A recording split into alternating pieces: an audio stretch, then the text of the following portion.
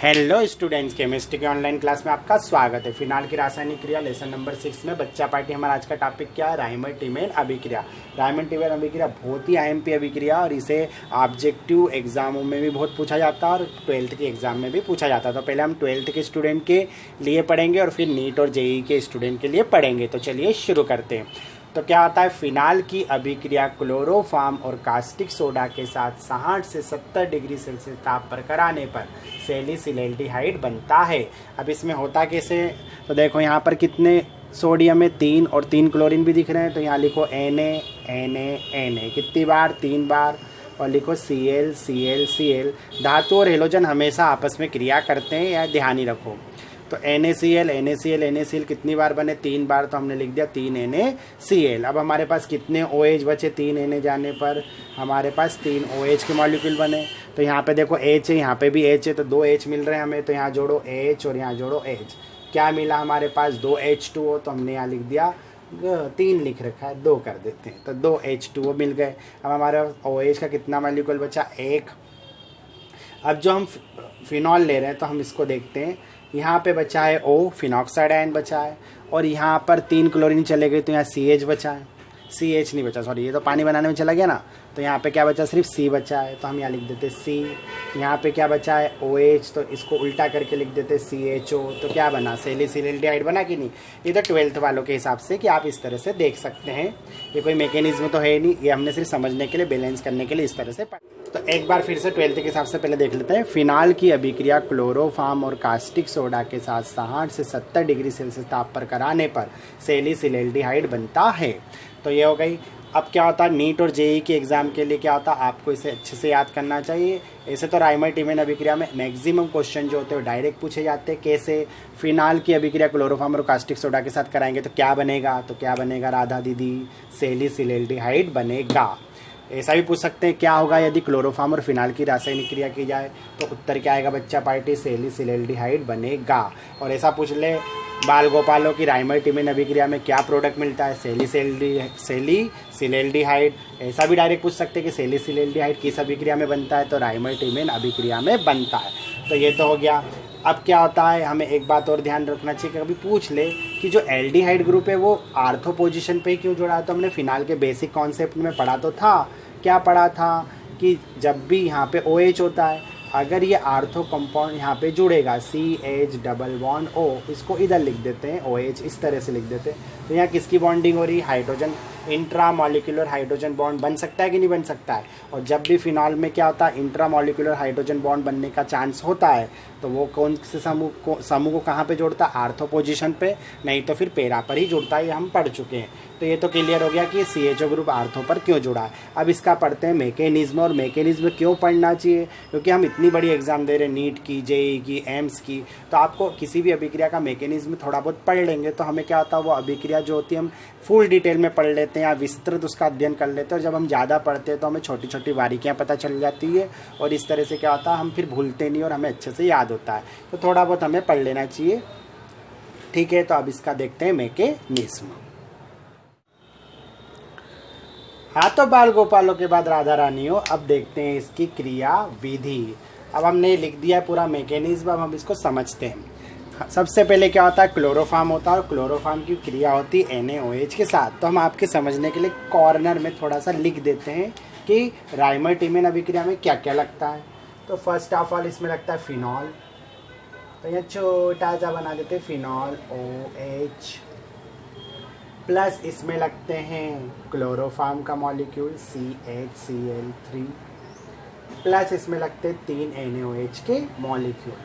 तो रिएक्शन जो स्टार्ट होगी, स्टार्ट कहाँ से होगी? NaOH और क्लोरोफॉर्म की क्रिया के साथ। 3 NaOH यूज़ होते हैं इस रिएक्शन में। तो सबसे पहले एक जो कास्टिक सोडा का अणु होता है वो क्लोरोफॉर्म के साथ रिएक्ट होता है। ये रहा क्लोरोफॉर्म को हमने लिख दिया CHCl3। अब इसमें क्या होगा? जो NaOH है, अब ये NaOH तो बेस है ना, तो इसका नेचर क्या? OH देने का। तो भैया यहाँ से निकला OH, किस दिशा में जाएगा? ये गया अपना क्या? OH। तो ये लिख दिया हमने OH नेगेटिव। अब ये OH नेगेटिव जो डोरे डालेगा किसके ऊपर, हाइड्रोजन के ऊपर। अब ये हाइड्रोजन जो है चली पड़ी, किधर चली पड़ी, OH की तरफ। H और OH क्या बनाया, H2O। तो हमारे को मिला पानी का एक मॉलिक्यूल। और अब क्या हुआ, इसकी हाइड्रोजन चली गई, कैसे गई होगी वो भी देख लेते हैं। यहाँ के जो हाइड्रोजन है, क्लोरीन इलेक्ट्रोनेगेटिव होता है, तो हाइड्रोजन के जो मॉलिक्यूल्स होते हैं, मतलब बंद के जो इलेक्ट्रॉन होते हैं, वो हाइड्रोजन ने दिए कार्बन को, बोले चल पकड़ अपने इलेक्ट्रॉन में। तो चली किसके साथ, OH के साथ। क्या बनाऊंगी, पानी बनाऊंगी। तो इसने पानी बना लिया, यहाँ पे इलेक्ट्रॉन शिफ्ट हो गए। अब भैया कार्बन जब इलेक्ट्रॉन ग्रहण करेगा तो उस पर कौन सा चार्ज आएगा, उस पर तो आएगा दादा नेगेटिव चार्ज। तो ये दे दिया उसको नेगेटिव चार्ज, और हमें इस तरह की स्पीसीज मिली। अब क्या है, क्लोरीन होती है लिविंग स्पीसीज, तो वो क्या करेगी, बंद के इलेक्ट्रॉन इधर शिफ्ट करेगी, बोलेगी मुझे दे इलेक्ट्रॉन, मुझे चाहिए सोडियम दादा। तो ये दादी चली सोडियम के साथ। तो ये देखो ये क्रिया होगी, Na, ये आई क्लोरीन किसके पास, Na के पास, और बनाएगी क्या, NaCl सोडियम क्लोराइड। तो यहाँ बनेगा -NaCl, और इस तरह क्या हुआ, हमें इस प्रकार का प्रोडक्ट मिलेगा। अब देखो, जब इसने इलेक्ट्रॉन खींचे थे कार्बन ने, तो उस पर आया था नेगेटिव चार्ज, लेकिन अब क्लोरीन ने इससे इलेक्ट्रॉन खींच लिए तो नेगेटिव चार्ज गया वापस। ये हो गया इस तरह का, ये बन गया डाइक्लोरोकार्बिन, डाइक्लोरो, और ये हो गया कार्बिन। इसके पास इलेक्ट्रॉन है, लेकिन देखो हमने जब कार्बिल एमिन रिएक्शन पढ़ी थी तब भी इसी तरह का मैकेनिज्म पढ़ा था, उसमें कास्टिक पोटास के साथ था। तो ये डाइक्लोरोकार्बिन है इंटरमीडिएटेड कंपाउंड, इसका ध्यान रखेंगे आप, ठीक है बाल गोपालो। ये है इंटरमीडिएटेड कंपाउंड, इसी के साथ रिएक्शन जो होती है स्टार्ट होती है। अब आगे देखते हैं, ये डाइक्लोरोकार्बिन का काम हो गया, ये इंटरमीडिएट स्पीसीज बन गई और यही अटैक करेगी। अब इसके बाद ही क्रिया होगी फिनॉल के साथ। तो अब इसको तो रहने दो, इसको रुक जाओ, रुको, अभी हम कुछ और बनाएंगे NaOH के साथ, फिर आना तुम, बाद में बुलाते हैं। तो ये हो गया फिनाल। अब ये अगली स्टेप देखते हैं, ये जो फिनाल है, अब सेम टू सेम प्रोसेस जैसे यहाँ हुई वो यहाँ भी होगी। कैसे होगी, देखो ये दिया ना OH, ये निकला, क्या निकला, OH नेगेटिव, क्योंकि NaOH तो भैया क्षार है ना, तो OH तो देने का नेचर है भैया। ये OH निकला, ये H किस तरफ चली, ये चलेगी ना ये वाली। ओ इसको ग्रीन बनाओ, नहीं तो समझ में नहीं आएगा। तो यहाँ पे लिख देते OH नेगेटिव। और अब जो जैसी प्रोसेस यहाँ हुई थी वैसी वहाँ होगी। फिर हाइड्रोजन चलेगी किसकी तरफ, OH की तरफ। क्या बनाएगी, पानी। तो लिखो भैया पानी, कितना पानी, इतना सारा पानी, तो 2 बार पानी। H2O बन गया। अब ये जो H2O बन गया, OH, H और OH की क्रिया से H2O बन गया, तो हमें क्या मिलेगा, H जाने से ये मिलेगा ना फिनॉक्साइड आयन। तो फिनाल किस में कन्वर्ट हो गया, फिनॉल कन्वर्ट हो गया फिनॉक्साइड आयन में। तो ये फिनॉक्साइड आयन हमें क्या हो गया, मिल गया। अब ये फिनॉक्साइड आयन होने के बाद में क्या था, रेजोनेंस शुरू हो जाता है। इलेक्ट्रॉन शिफ्ट होंगे किधर, ये वाले इलेक्ट्रॉन इधर शिफ्ट हुए, तो यहाँ के जो डबल बॉन्ड के इलेक्ट्रॉन है वो किधर शिफ्ट हो जाएंगे, तो वो शिफ्ट हो जाएंगे इस तरफ शिफ्ट हो जाएंगे। इस तरफ शिफ्ट होने पर क्या होगा, यहाँ पर हमें मिलेगा लोन पेयर। कौन सी पोजीशन पे, आर्थो पोजीशन पे हमें मिलेगा लोन पेयर, और यहाँ फॉर्मेशन हो जाएगी डबल बॉन्ड की। अब क्या होगा, ये हो गया। अब यहाँ पर देखो इलेक्ट्रॉन आ गया, यहाँ देखो इलेक्ट्रॉन है, ये क्या है, इलेक्ट्रॉन न्यून स्पीसीज है। इसके पास टोटल कितने इलेक्ट्रॉन है, तो इसको भी बता देते हैं, 1 2 3 4 5 6। तो ये इलेक्ट्रोफाइल हो गया एक तरह से, ये इस पर क्या करेगा, अटैक करेगा, और इसके साथ जाकर क्या हो जाएगा, जुड़ जाएगा। ये जुड़ गया, CCCl Cl Cl, तो हमें इस तरह की स्पीसीज प्राप्त होगी। तो ये मिल गया हमको। अब ये मिल गया, उसके बाद में क्या होगा, हम जानते हैं कि हर कोने पर एज भी तो होती है, तो यहाँ भी तो होगी। कहाँ, यहाँ हाइड्रोजन जुड़ी होगी। अब देखो यहाँ पर क्या थे, 3 बंद थे, यहाँ पे क्या हुआ, ये लोन पेयर यहाँ शिफ्ट हुआ, बंद का इलेक्ट्रॉन पाई इलेक्ट्रॉन, तो इसकी एरोमेटिसिटी गई ना, कहाँ गई वो तो नहीं पता लेकिन गई। अब इसकी एरोमेटिसिटी चले गई, तो हाइड्रोजन जो होगा सेक्रीफाइस करेगा कि भैया तू तेरी एरोमेटिसिटी वापस ले ले। और ऐसे भी क्या होता है, जो कार्बन इससे इलेक्ट्रॉन लेगी तो कार्बन पे कौन सा चार्ज आएगा, नेगेटिव का चार्ज आएगा। अब ये हाइड्रोजन सेक्रीफाइस करेगी, ये इधर शिफ्ट करेगी इलेक्ट्रॉन को और हाइड्रोजन शिफ्ट होगी इस तरफ। तो हमें क्या होगा, जैसे हाइड्रोजन यहाँ शिफ्ट हुई तो कार्बन से जुड़ गई, तो ये हो गया CH Cl Cl। अब हाइड्रोजन यहाँ शिफ्ट हो गई, नेगेटिविटी गई इसकी, और इस तरह का प्रोडक्ट हमको मिलेगा। यहाँ पर बंद के इलेक्ट्रॉन यहाँ शिफ्ट होंगे तो यहाँ डबल बॉन्डिंग आ जाएगी, और यहाँ पे वापस क्या हो जाएगी, सिंगल बॉन्डिंग हो जाएगी, और इस तरह में इस प्रकार की स्पीसीज प्राप्त होगी। अब क्या होगा कि ये स्पीसीज प्राप्त होने के बाद NOH के 2 मॉलिक्यूल्स आएंगे, और वो 2 मॉलिक्यूल्स जो कि क्लोरीन क्या होती है, लिविंग स्पीसीज होती है, ये इससे इलेक्ट्रॉन लेगी, यहाँ से ये इलेक्ट्रॉन लिए और ये इलेक्ट्रॉन लिए, और ये किससे अट्रैक्ट होगी, चूँकि ये हेलोजन है तो ये सोडियम की तरफ क्या हो जाएगी, अट्रैक्ट हो जाएगी।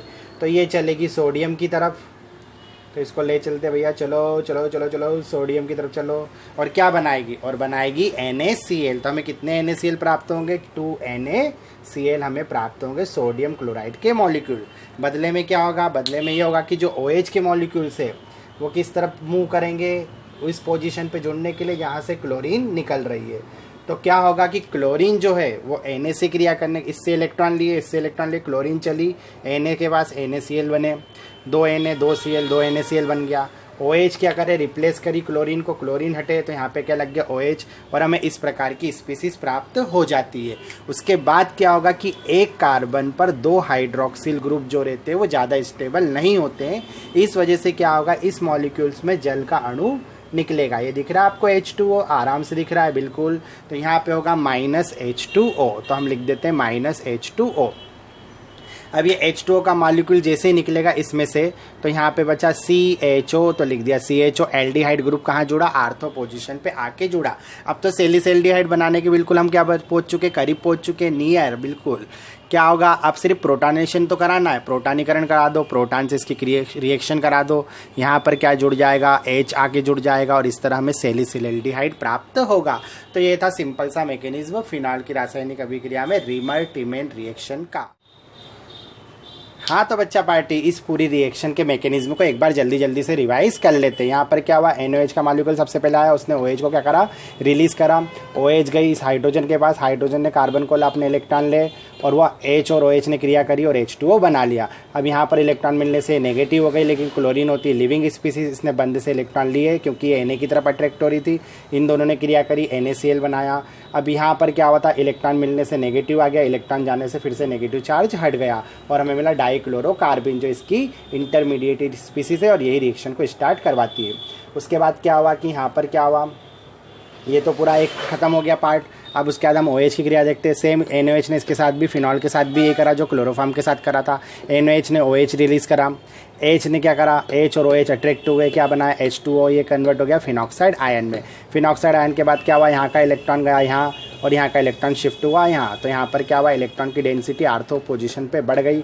अब क्या हुआ, ये यहाँ पे इलेक्ट्रॉन है और ये इलेक्ट्रॉन न्यू नहीं होगी क्योंकि इसमें सिर्फ 6 इलेक्ट्रॉन है, 1 2 3 4 5 6, तो इधर अट्रैक्ट हुई और यहाँ आकर जुड़ गई। अब यहाँ पहले से एक हाइड्रोजन था, इसकी एरोमेटिसिटी चले गई थी, तो हाइड्रोजन ने क्या करा, इसकी एरोमेटिसिटी देने से अपने बंद के इलेक्ट्रॉन यहाँ शिफ्ट करे, और ये चले गई कार्बन के पास जुड़ने के लिए, और इस तरह में ये मिला। जो कार्बन पर यहाँ पे कुछ नहीं था और H इधर जुड़ा था, वो H इधर आके जुड़ गया और ये हो गया CH Cl। अब क्लोरीन लिविंग स्पीसीज होती है, उसने अपने इलेक्ट्रॉन वापस लिए और बंद के इलेक्ट्रॉन लेकर वो Na के साथ जाके NaCl बना ली, जहाँ से क्लोरीन हटी थी वो OH मिले थे, OH यहाँ के जुड़ गए, हमें ये स्पीसीज मिली। अब OH से 2 OH से तो एक हाइड्रोजन मतलब H2O का मॉलिक्यूल यहाँ से निकला और H2O बनाया और हमें मिल गया इस प्रकार की स्पीसीज। फिर इसका प्रोटोनेशन कर दिया और यहाँ पे जुड़ गया H और इस तरह मिला सेलिसल्डिहाइड। तो उम्मीद है आपको मैकेनिज्म पूरी तरह समझ में आ गया होगा। अब आपको अगले वीडियो में मिलते कोल्बे अभिक्रिया के साथ। जब तक पढ़ते रहिए, best of luck for your exam.